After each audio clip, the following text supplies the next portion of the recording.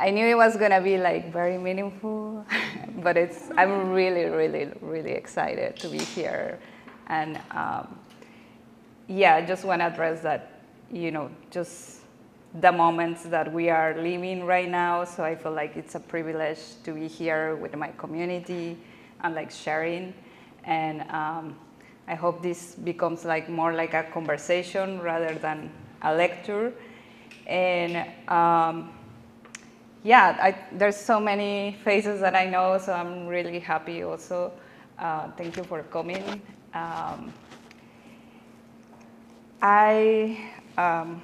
Some trigger warnings. No, I just gonna say this presentation that I prepare, I'm trying to say a lot here, so please follow me. And also, if you don't follow me, it's fine. But yeah, this is kind of like, I would say like a spiral presentation of my practice, but also when I say my practice, you're gonna see a lot of artists and artworks of people that I have collaborated for many years or just recently. And of course, there's a lot of people around me, and that's a very important thing. And first I wanna start, let me put my clock. I wanna start talking about where I am standing. And I'm standing on occupied land. And this image that we have here is from Tongva artist Mercedes Dorame, or Mercedes Dorame, who in her practice really thinks through the land and her community. And she asked the question, how we position ourselves in relation to the land we inhabit. Can you hear me okay? Is this good? Okay, cool. And yes, again, like these artworks are part of like exhibitions that I have created with many people. The Tongva people were, are, and will be the caretakers of this land. And I'm rephrasing Gloria Anzaldúa when she wrote this quote in Borderlands, La Frontera, a very iconic book from 1987. And this quote was brought to me by Cognate Collective. And it says, this land was Mexican once, but was Indian always, and is and will be again. Cognate Collective is a group of artists from Tijuana and San Diego, and they work around the border between Mexico and the United States. And what they wanted to, they have been working for many years there about migration, about moving, and they just recently, as you know, there has been a lot of like reconsiderations about bringing the land back to the indigenous communities. And they wanted to ask themselves and the people that are migrants like me, and I'm sure many of you, what does that mean to migrate into a land that is already occupied, and how like we can be active in the return of the land. So they find out this quote and invite different indigenous activists that they have been working with language to translate the quote in Mixteco and Zapoteco, which is our regions from Oaxaca, Mexico, which is a big community in Los Angeles. And then also Cachiquel, Maya, from the area of Guatemala, Kumiai, which is the group in the border that actually has been affected by the border. And they translated also in Spanish and English, and that was a way for us at least to do like a different type of land acknowledgement, which that's what I'm trying to do here. And they put it in LED signs, and then we put it in the street, and also they recorded the oral translation, which is also is like a very important, the sound, the speaking in indigenous languages. And we were playing at 24 hours in Hollywood Boulevard, and it was really amazing, that part.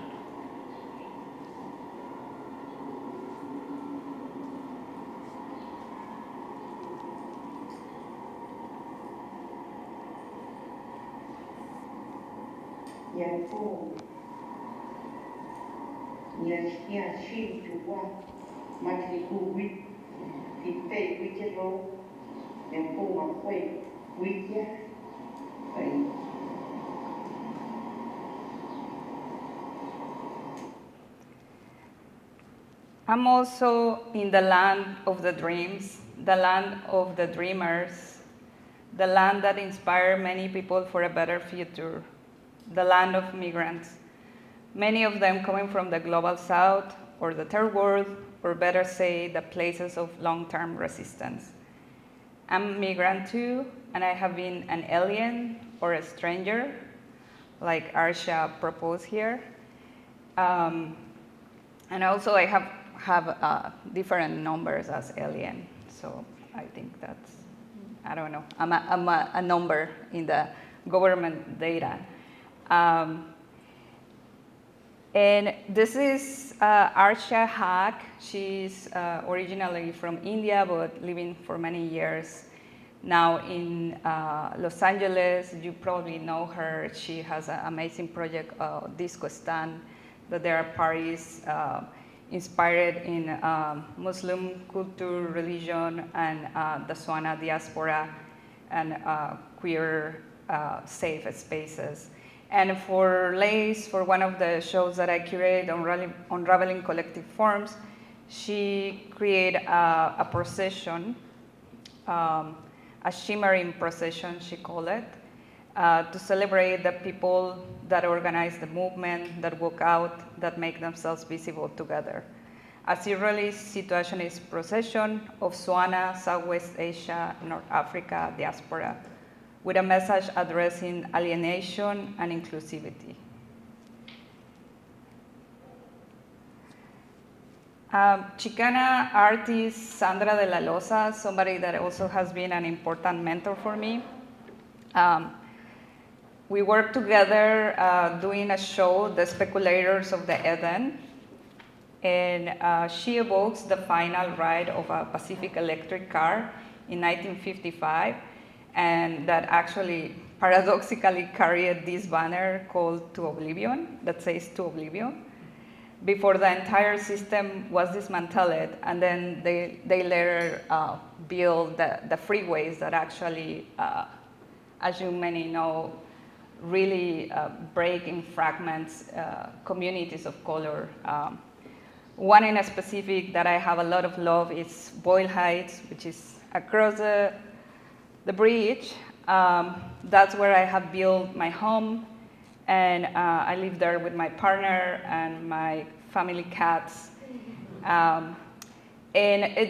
I like to say that and like to locate myself. That's what I'm trying to do, like situate myself, because I think it's important when we are speaking and when we are curators or artists to really look where are we and then how we can move and how we can contribute in a community.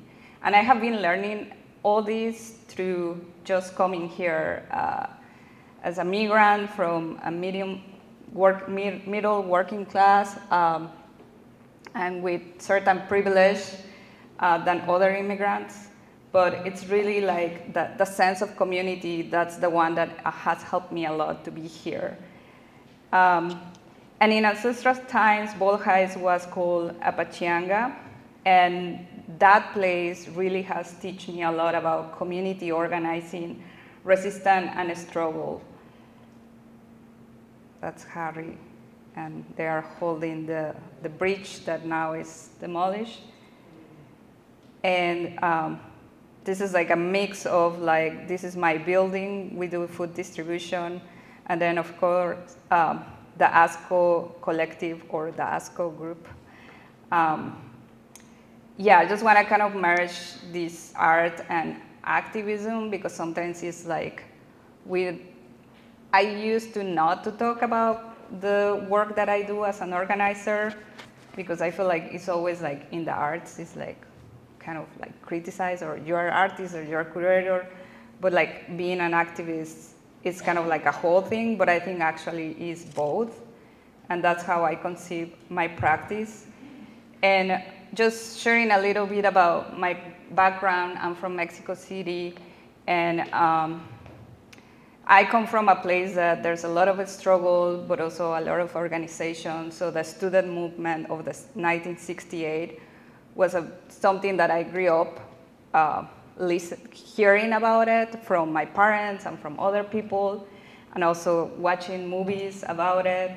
And also, there's like a really nice integration of art and activism.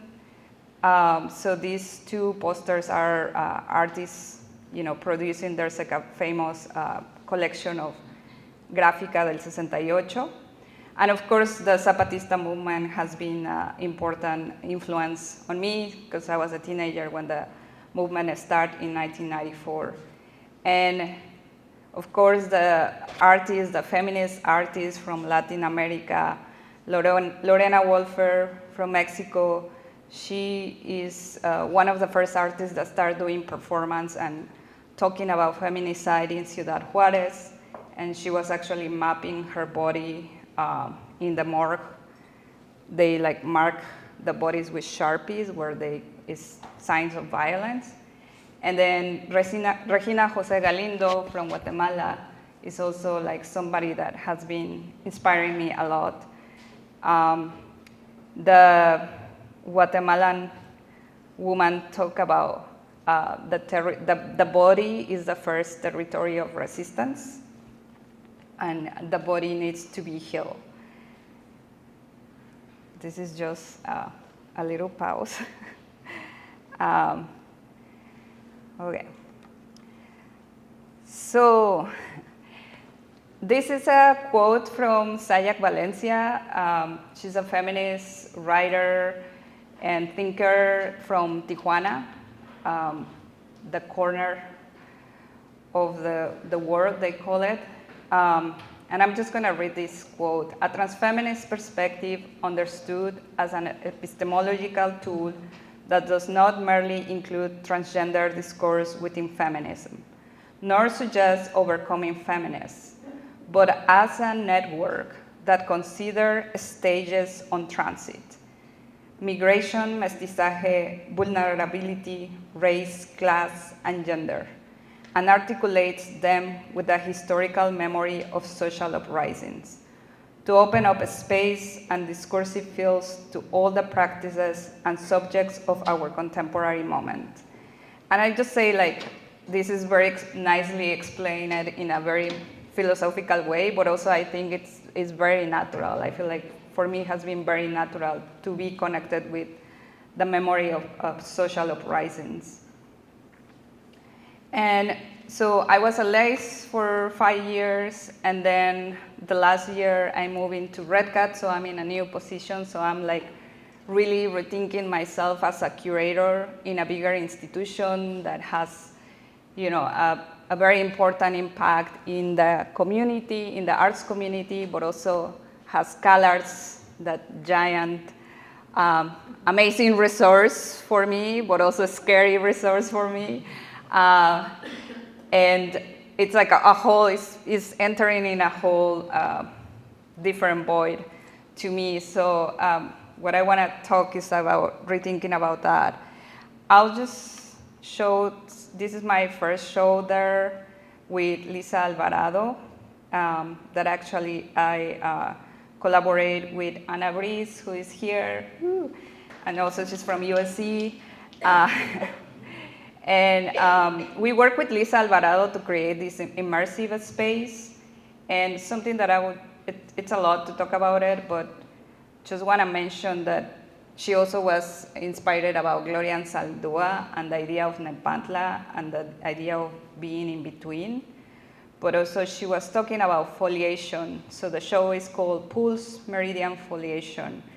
And I love the idea of foliation because she explains is like the pressure of rocks and heat like provoke the creation of a mineral. So that's why she wanted to have this beautiful copper that caused us a lot of headaches, but we made it. And I just want to rescue that thinking because she's talking a lot about like memory and trauma and how through that there's something always that can come, something nice that can come from that. So she's like, you know, like the pressure of the rocks can create these minerals. So how can we do, what we can do with our memories and our traumas that are living inside our bodies. She got a beautiful performance, and then we invite other local artists. And then, so I've been at Red Cat for a year, and then the second show that I did was like this massive thing that thankfully I invite curators to work with me. Lucia Fabio is here, and I also collaborate. Lucia is from my class at USC. And I think also that's important to talk about, like the community and the relationships that we create, because we need to support each other and really create a network to push towards the things that we want to do. So don't underestimate your professors or the people that you meet here. They have helped me a lot here. So these are some questions that I don't have answers, but maybe you can help me.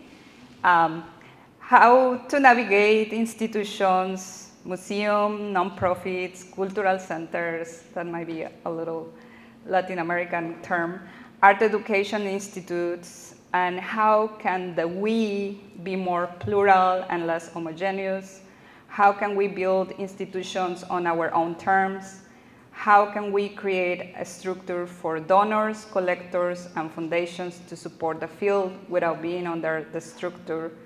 That's something that is not only me. I feel like I've been talking with all my friends about this. How to like reverse. We are the producers, and we are under the demands of them. How can we make the art institutions our spaces for gathering, for speaking up, a place of freedom of expression? And yeah, I just want to mention that because also I feel like we are in a very difficult time that we don't want to talk or we don't want to share our feelings or how political we feel about specific things like Palestine, of course. And I think these spaces are for that, to share, and it should be safe spaces for us to feel confident to share even if you disagree with me.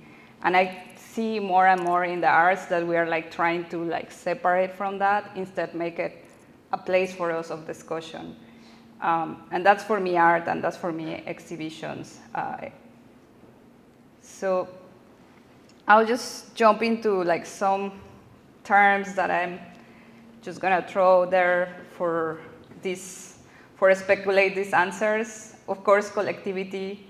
Sorry if I'm very repetitive about collectivity, colectivo, collaboration, co-labor. And I had labor because that's another big conversation for us. How do we want to create a specific art world that doesn't exploit yourself, or that you don't exploit yourself? And how can, in collective, we can push for that? Because if we accept to do certain things or go in the rhythm of the art market, it's like impossible. It's like almost impossible. I'm really exhausted. So yeah, these are some photos, and I guess like to illustrate the collectivity and the collaboration, I wanted to share some photos of the show. You should come and visit. It's the last few weeks, but it's, you know, the feminist art program, it was all about in group, working in group, and really being close together. And not only the feminist program that Judy Chicago and Miriam Shapiro create, but also like other students, other faculty at CalArts that later were just revisiting and rediscovering the history of the feminists. And this is a project of Gala Porrasquim, who also I want to share because she created these more letters for younger women, and the first book is a book that Mimi Shapiro did in the 70s and invite different women and artists to write to the next generation, and that's what Gala did, we have in display all the letters.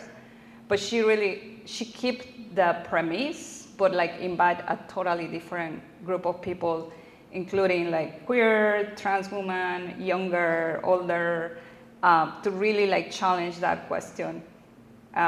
So that's like, Suzanne Lacy, plurality, AK, and more.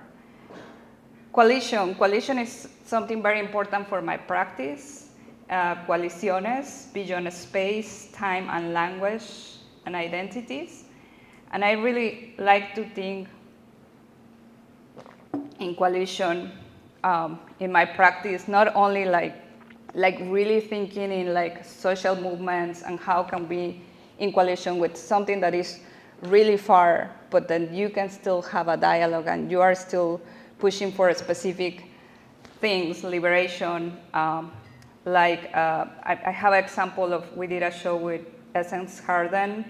I co-curated a show with her, with Emory Douglas, and we have this beautiful selection of newspapers of the Black Panthers that they were publishing every week or every 2 weeks. I need to check the fact, but it was like a lot. And they were, really thinking in U.S. imperialism, get out of the ghetto, get out of Latin America, get out of Asia. And they were really, in that time, in the 70s, being in contact with all these people. This is a newspaper from Mexico, Vietnam, the Native American movement, Africa, China.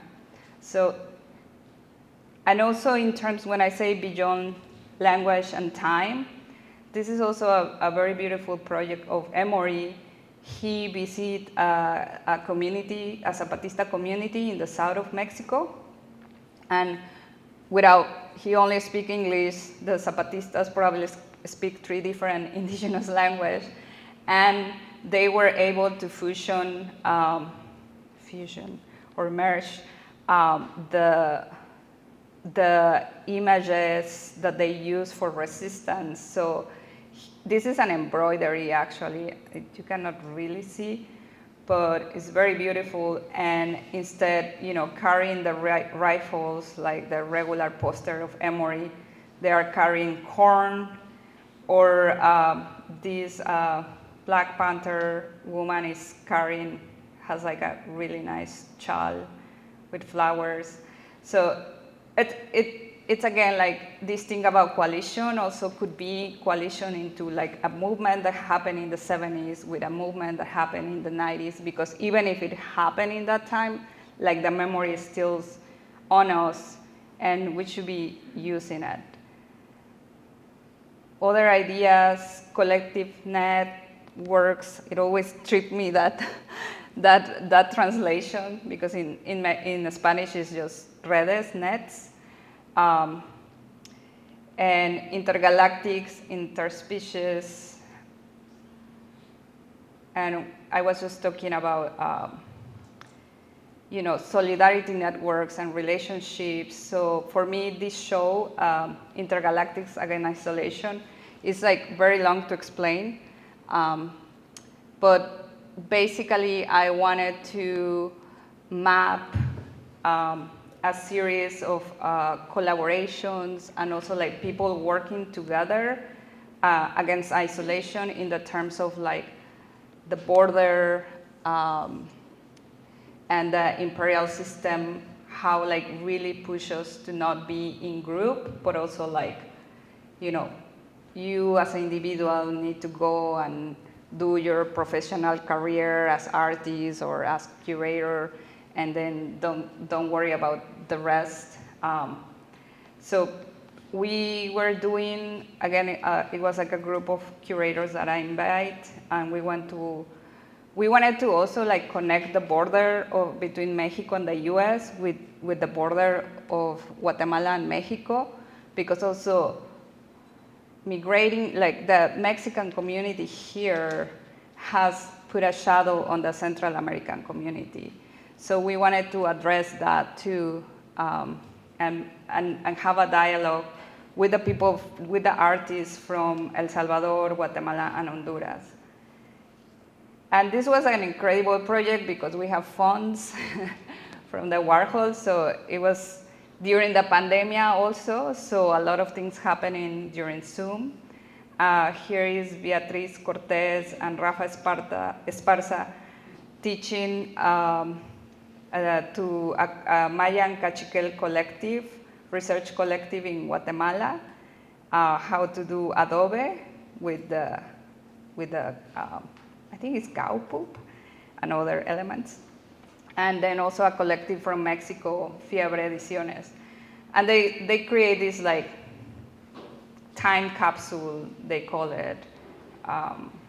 And you can read more about it in the website of Lieja. But I really want to talk about show these because they were also talking about the link with the ancestral link. So through ancient objects, the Mayan Cachiquel community to have like a direct link with their ancestors. And I also think like if you are doing coalition, you need to think about your ancestors and work with them in a specific way. In the Mayan Cachiquel community, they think every object that you create has a kush, which is like a specific spirit where will help you to connect. So it's like for them, the ancient objects, they need to be part of their everyday life rather than in a museum or without touching.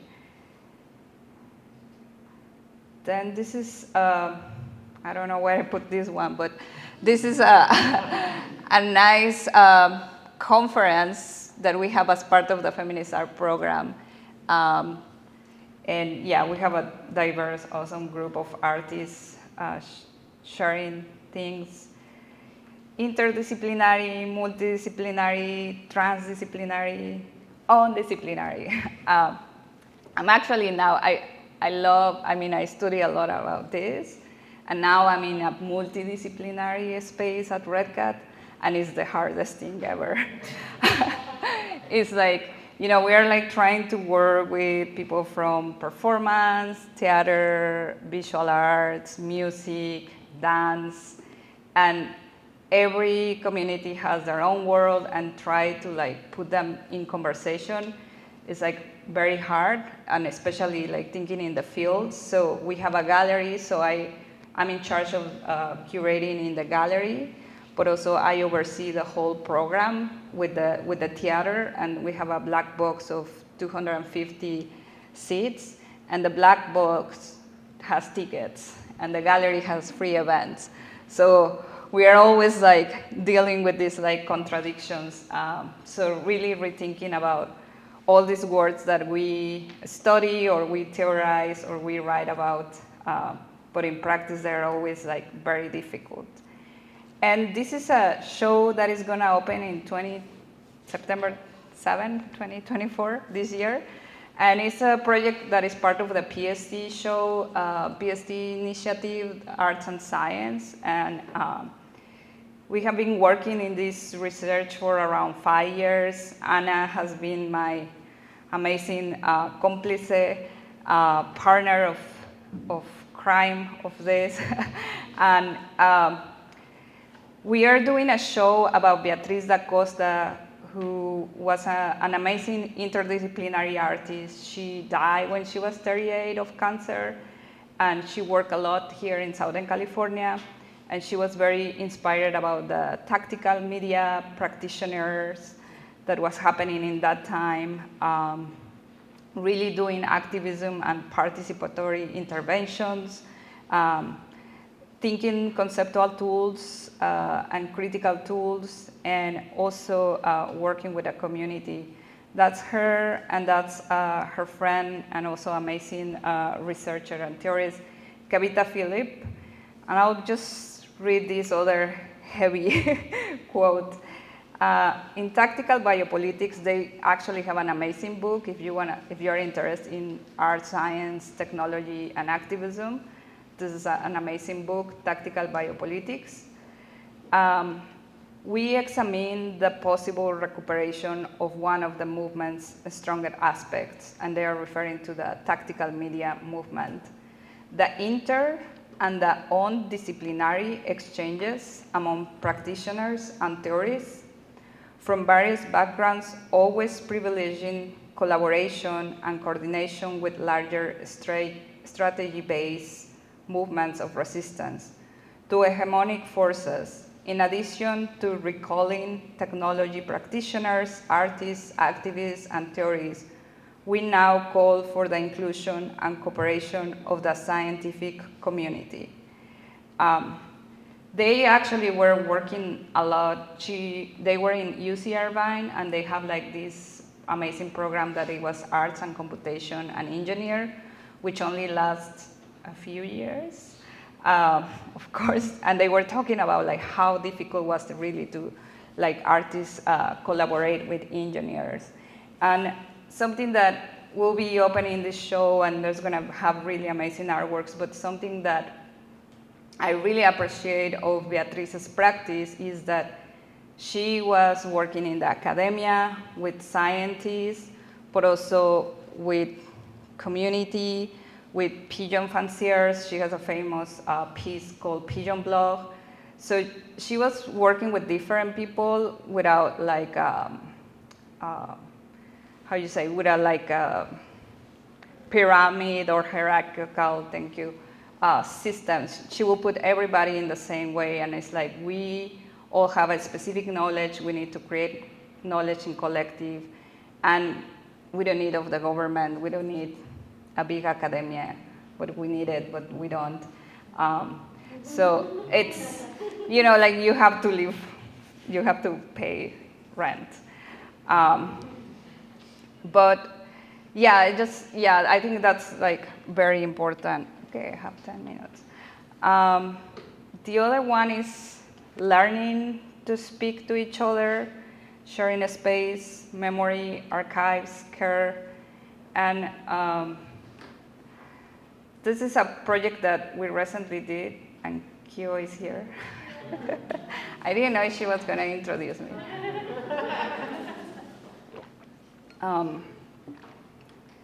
Yeah, I just want to, I feel like this project is actually, the project that I'm going to talk a little bit is Suzanne Lacey's project, but we did it in like a lot of conversations, and it's called Primary Source, a Conversation. And it's really, it was like a really amazing idea. I still am dreaming about it. But basically it was like she invited 2 artists from her generation to bring a box from their archives, and then a group of students to look into the archives and ask questions and have a conversation. So we did a first test. Here's somebody else around here. We have first a test with Suzanne and Leslie Labowitz, and then we invite also, it was like 2 artists, the students, and also a professor. So that's important. And like, again, like thinking in like networks, like how we are all connected and how we are creating relationships and building community. So it was the class of Amelia Jones and talking with Patsy Valdez, you? Barbara T. Smith and Ulysses Jenkins, thank you. We have 3 groups, and then Linda Vallejo, Susan Mogul, that was with the class of Jenny Sorkins in Santa Barbara. And then we also have Patsy Valdez and Nancy Buchanan with a colors class, with my colors class. I forget that I was teaching a class. And it was just, I think one of the biggest things that I take from this, and maybe later some people can share, it was that part, like how can we learn to talk to each other, because we come from different backgrounds, but also we come from different generations, and it it was like very evident that there was like a big bridge between those, but we are all interested in art, so we were able to really connect. So I think, how can we want to change institutions, or how can we transform the world together? I think first we need to learn to listen and how to talk with each other. And I don't want to say like elders, but like it's just different generations. We all come from different times, and it's really important to preserve memory, archive, and also that's like a very feminist practice, I think. And so yeah, part of my curatorial practice is really thinking and in collective, so that's what I'm trying to do here with you all, and hopefully we can have an awesome conversation. And I'll just leave it with a video that I talked before about it, the performance of Arsha Hack, and then we can talk.